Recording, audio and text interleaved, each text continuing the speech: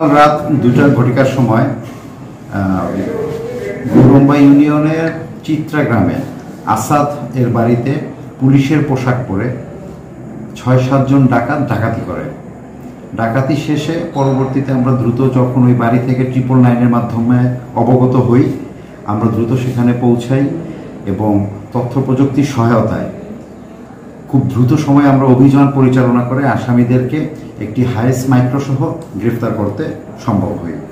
আসামিদের কাছ থেকে আমরা মোবাইল জ্যামিং মেশিন উদ্ধার করি।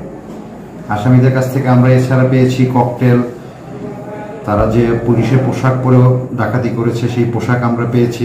তাদের কাছ থেকে আমরা 5,16,000 নগদ টাকা উদ্ধার করেছি।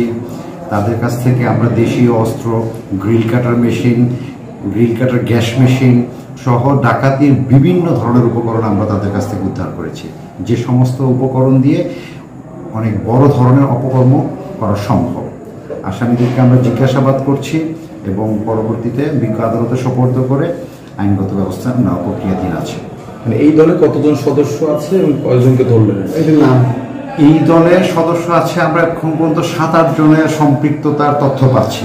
আমরা এই মুহূর্তে 2 জনকে গ্রেফতার করতে সম্ভব হয়েছি। এর মধ্যে এই ডাকাত দলের যে মূল হোতা তাকে আমরা গ্রেফতার করতে সম্ভব হয়েছি এবং অন্যান্যদের সম্পর্কে আমরা তথ্য পেয়েছি।